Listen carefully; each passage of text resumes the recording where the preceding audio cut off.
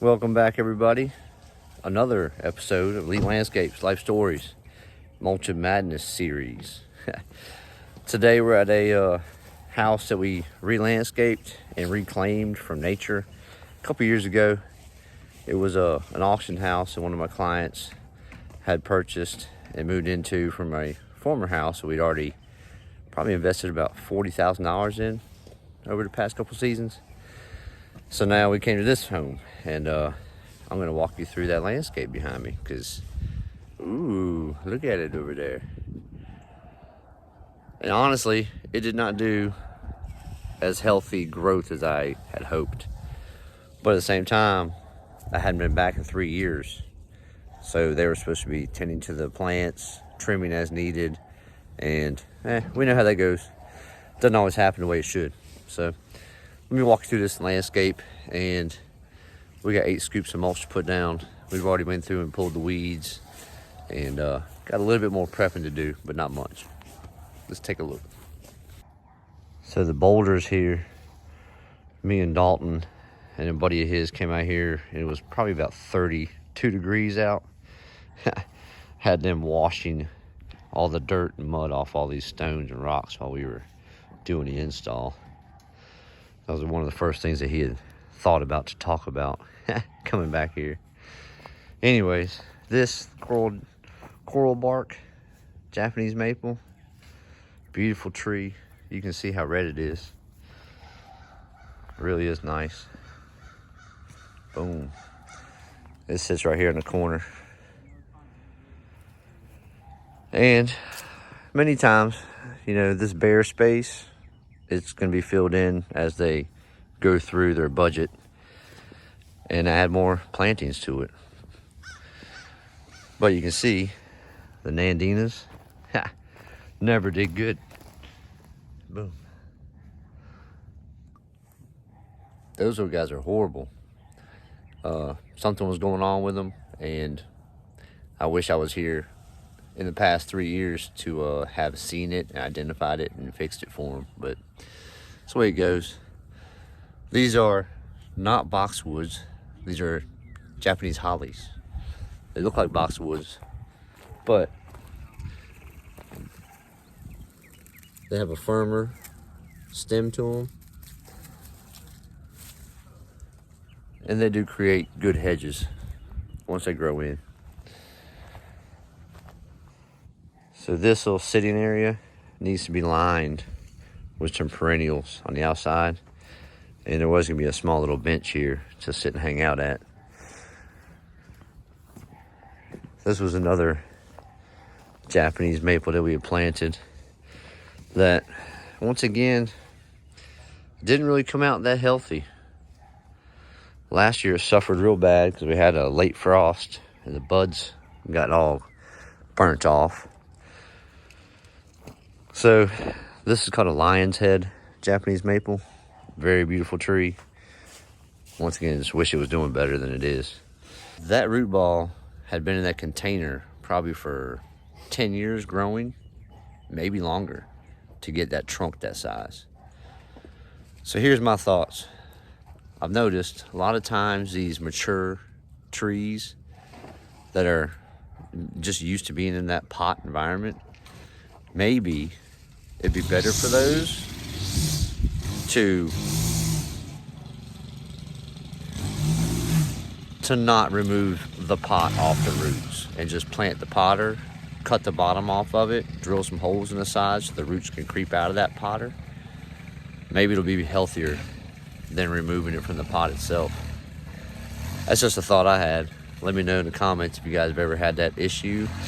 If you had that thought, maybe just put the plant in the hole, drill holes in the side of it so the roots can creep out as they want to, but don't disturb the whole thing. Let me know. And in the corners we had 2 D-runks, boxwoods, that will not get real huge. They'll just stay a nice little cute shape.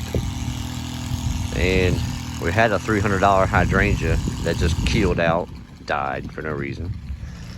But the cherry laurel looks healthy. It's growing. So basically, we're just gonna put a a hard edge on this side, which is very small. We'll go through, scrape off the sidewalk edges and around some of the stones just to get the old mulch away, and start throwing mulch. So let's do it.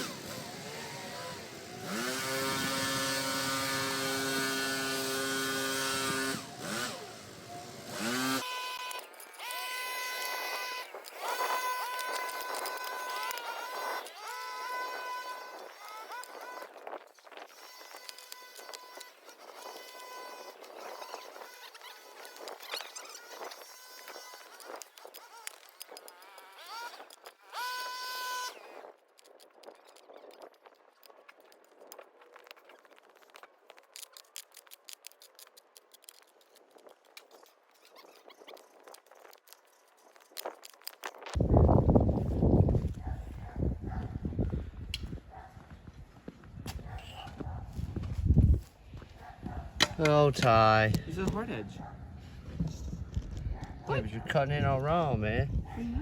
Do you want...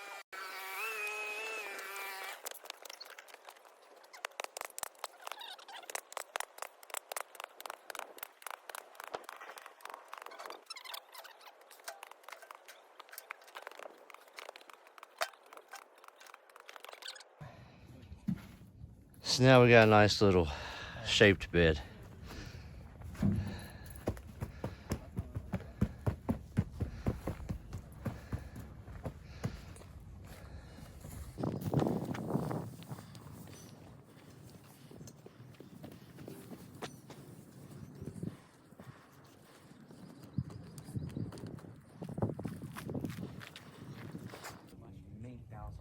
About halfway through the trailer now. Got everything looking tight. Boom. Fresh dyed mulch everywhere. Blinging it out. I'll go show you real quick.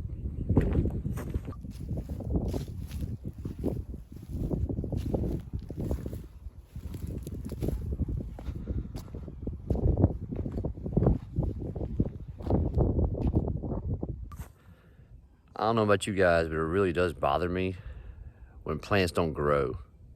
You do everything you can, you prep the hole, put the right nutrients in, and they just don't grow. Sometimes it happens. Really does bother me though. Let me know what y'all think.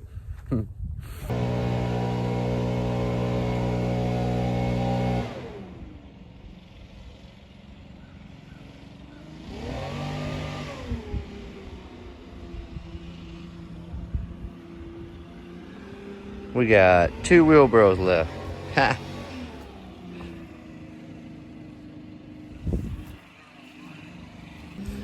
We're gonna go back and get a load. Come back here, finish this 2 wheelbarrow little section right on the edge here, and come back.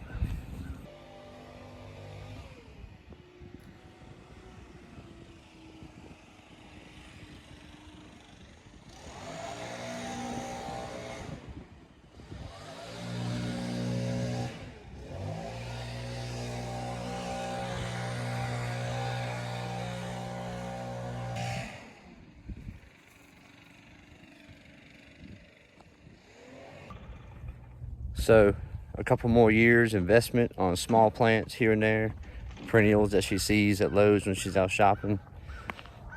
We're gonna fill that whole area in, and actually we're gonna put a trellis up against one of the sides of the house eventually and grow some stuff up there. So we're gonna get more mulch. We'll be back.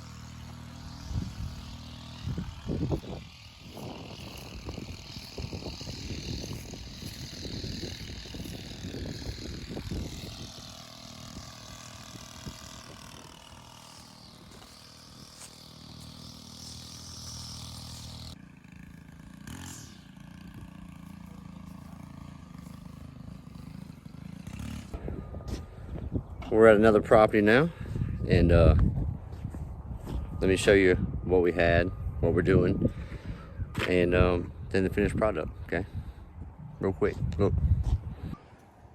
So we have minimal trimming here at the client's request. A little bit of cleanup here. It's just been mulched over. Yeah.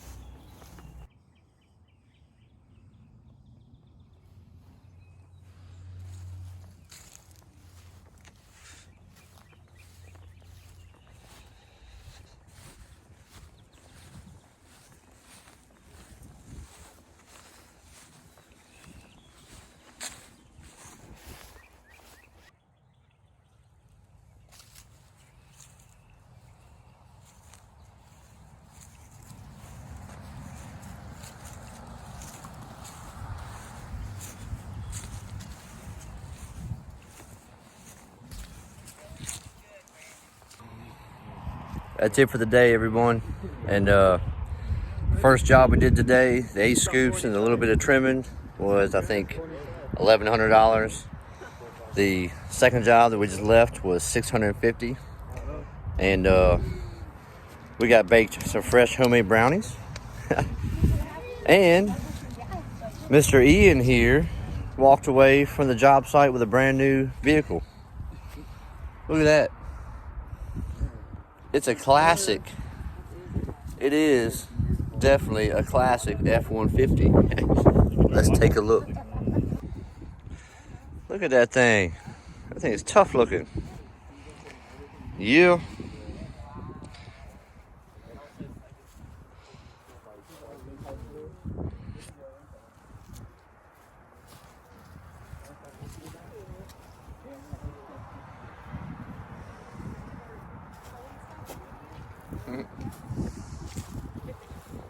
Very nice, very nice. So look, I got all this help this year, so we were done working at 3:30. We've been getting off early every single day this week. So that's always a benefit for me. I'm getting old, feeling the pain these days, and hey, the crew's happy too. As always, be good if you can. Always be kind, and above all, love each other. Elite Landscape style. $2,600? $2,600? It only has 180,000 miles on it. That's a beautiful, beautiful ride. Y'all be good. Peace. If you haven't stopped by the store yet and picked up your Mulch Madness gear for the upcoming season, be sure you go check it out. And look at the coffee cup also. All of us need coffee to keep on going strong. Y'all be good. Elite Landscape style.